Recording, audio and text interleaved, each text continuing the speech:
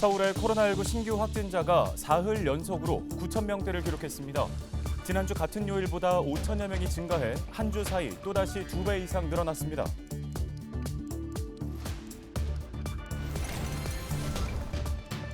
서울시가 6조 3천억 원이 넘는 추가 경정 예산안을 긴급 편성했습니다.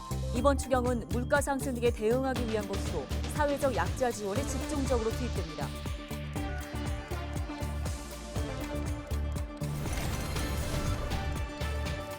은평 지역의 1인 가구 수가 해마다 증가해 40%에 육박하고 있습니다. 은평구는 1인 가구 전담팀을 만들어 맞춤형 정책 발굴에 나섰는데요. 정책 브리핑에서 자세한 내용 살펴보겠습니다.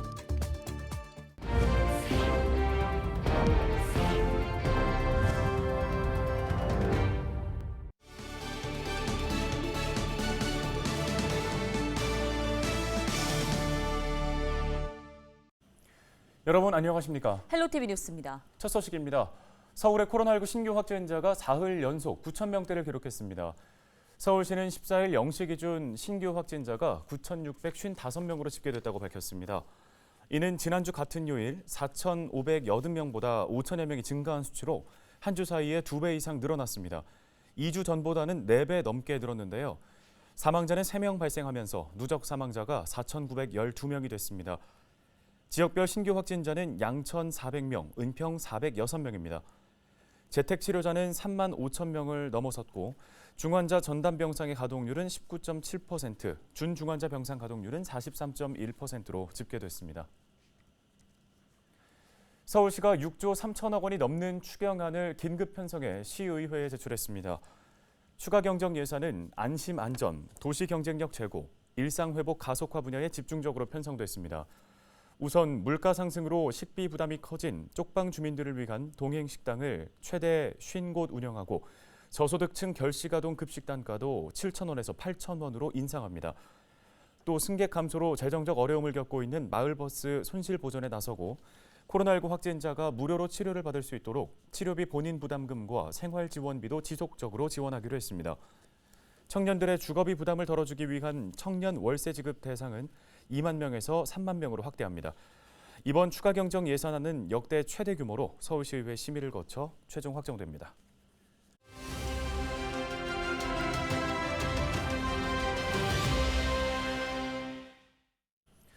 은평구가 조직 개편을 통해 1인 가구 전담팀을 신설했다는 소식 전해드린 바 있습니다. 늘어나는 1인 가구 수요에 따라서 맞춤 지원을 하겠다는 계획인데요. 네, 자세한 소식을 은평구 가족정책과의 윤미경 과장 연결해서 들어보겠습니다. 안녕하십니까? 네, 안녕하세요. 은평구 가족정책과장 윤미경입니다. 예, 우선 은평구의 1인 가구 비중이 얼마나 되는지가 궁금하고요. 또 1인 가구가 겪고 있는 어려움은 어떤 것들이 있을까요? 네, 은평구 1인 가구는 2022년 7월 현재 8만 4천여 가구로 전체 가구 수의 39%에 해당합니다. 2016년 4만 4천여 가구, 2020년 5만 7천여 가구로 지속적으로 증가하고 있는데요. 1인 가구 상당수는 다인 가구에 비해서 안전이나 질병, 빈곤, 외로움, 주거 등 복합적인 어려움에 처해 있습니다. 네, 이번에 1인 가구를 지원하는 전담팀이 새로 생겼는데 이 전담팀의 역할에 대해서도 설명 부탁드립니다. 네, 1인 가구의 불안 요소를 해소하고 다양한 수요를 반영한 맞춤형 정책을 실현하고자 전담팀을 신설하였는데요. 1인 가구 지원 전담팀에서는 기존의 다인 가구를 전제로 추진되었던 정책이나 제도에 대한 인식을 개선하고 1인 가구의 관점을 반영하여 수혜자 중심의 실효성 있는 정책을 발굴할 예정입니다. 네, 국회 미래연구원에서는 보고서를 보면 1인 가구의 경우 행복도 등이 다인 가구에 비해서 떨어지는 것으로 나타났습니다. 1인 가구의 삶의 질 향상을 위한 정서적 지원 계획은 또 어떤 것들이 있을까요? 네, 현재 우리 구에서는 1인 가구의 건강한 자기 돌봄을 위해서 다양한 사업을 추진하고 있어요. 특히 독거 어르신의 주기적인 안전 확인과 정서 지원을 위해 우리 동네 돌봄단을 운영하고 돌봄 로봇도 보급하였으며 중장년 대상으로는 음료 배달 사업을 진행하고 있습니다. 또한 은평구 가족센터 내 1인 가구 지원센터에서는 사회적 관계망을 위해 관련 교육과 상담, 동아리 모임도 지원하고 있습니다. 향후에도 수혜 대상자가 1인 가구 지원 정책을 체감할 수 있도록 구 특화 사업을 발굴하고 더욱더 확대해 나갈 예정입니다. 네, 알겠습니다. 도움 말씀 여기까지 듣겠습니다. 은평구 가족정책과 윤미경 과장이었습니다.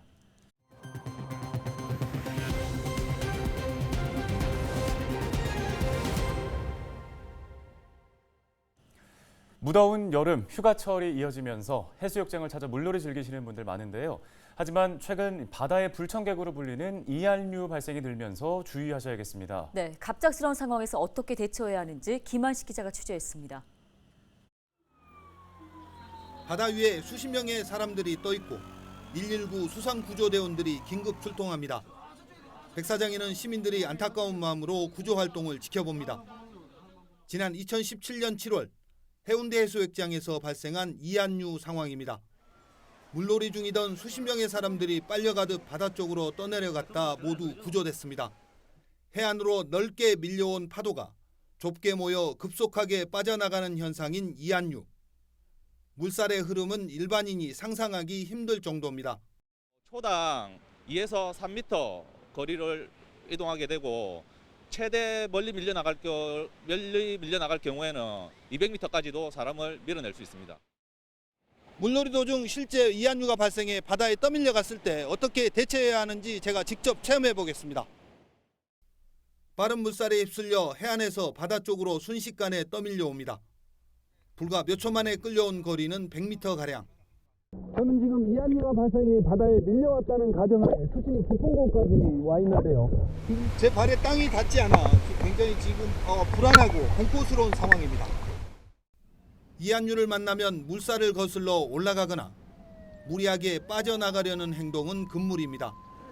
오히려 체력이 떨어져 구조대원이 올 때까지 버티기 힘들어지기 때문입니다. 이한류가 발생하게 되면 일단 당하지 않고 그 튜브 같은 거를 놓치지 않고 잡고 있는 게 최고 중요하고요.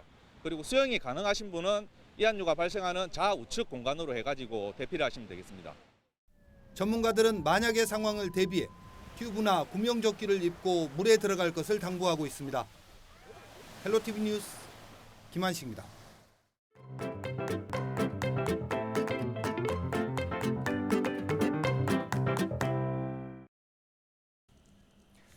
부천 국제 판타스틱 영화제가 개막했습니다. 네, 화려한 축제로 부활했는데요. 현장 곳곳을 둘러봤습니다. 기자가 간다 이정화 기자입니다.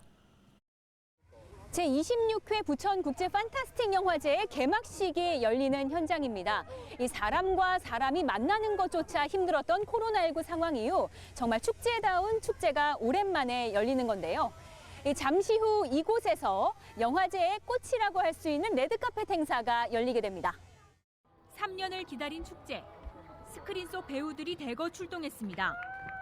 사회를 맡은 배우 박병은 한선화부터 트로트 가수에서 배우로 변신한 정동원, 가수 겸 배우 최민호도 폐막작 주연 배우 자격으로 영화제를 찾았습니다. 저희 정동원 가수 배우님 보러 왔어요. 너무 좋아요 와서 우리 가수님도 볼 수 있어서. 부천 국제 판타스틱 영화제 개막을 축하합니다. 부천 국제 판타스틱 영화제에 막이 올랐습니다. 영화제의 슬로건은 이상해도 괜찮아. 장르 영화제의 이색적 특징과 색깔을 전면에 내세웠습니다. 개막작 알렉스 가랜드 감독의 맨과 폐막작 정범식 감독의 뉴노멀을 포함해 49개국 작품 268편이 공개됩니다. 일상이 회복된 만큼 저희도 그동안의 2년간 그 팬데믹을 이겨내면서 많이 고생하신 시민들과 관객 여러분들이 신나고 즐겁게 즐기면서 매년 인기가 높았던 배우 특별전도 부활했습니다. 주인공은 설경구 배우. 천만 배우의 작품들을 한 장소에서 모두 만나볼 수 있는 특별한 기회입니다. 30년이라는 시간이 일단 한번 중간 점검을 하고 갈 수 있는 그런 저한테 좋은 시간 또 좋은 공간, 좋은 자리 마련해 주셔서 너무너무 감사드리고. 올해 영화제 특징은 관객 체험 프로그램을 대폭 늘렸다는 점. 주요 행사장은 작품 속에 들어온 착각이 들 정도입니다.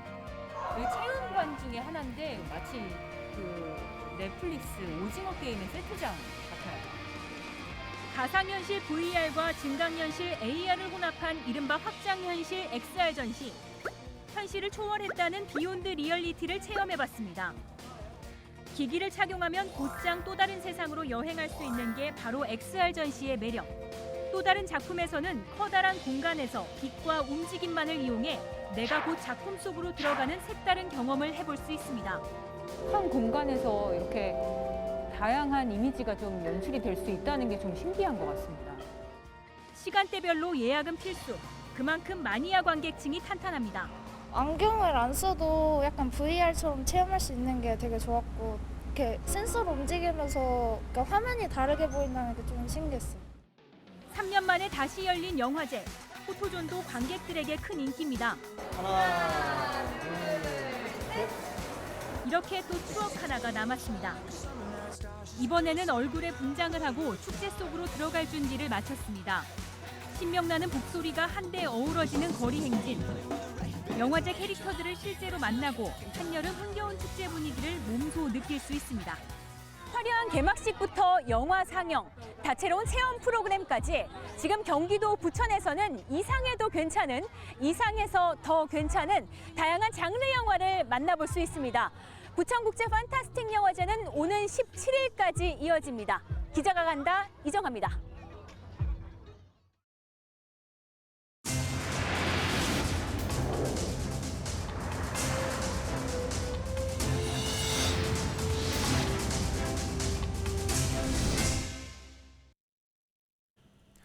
오늘 헬로티비 뉴스가 준비한 소식은 여기까지입니다. 시청해주신 여러분 고맙습니다.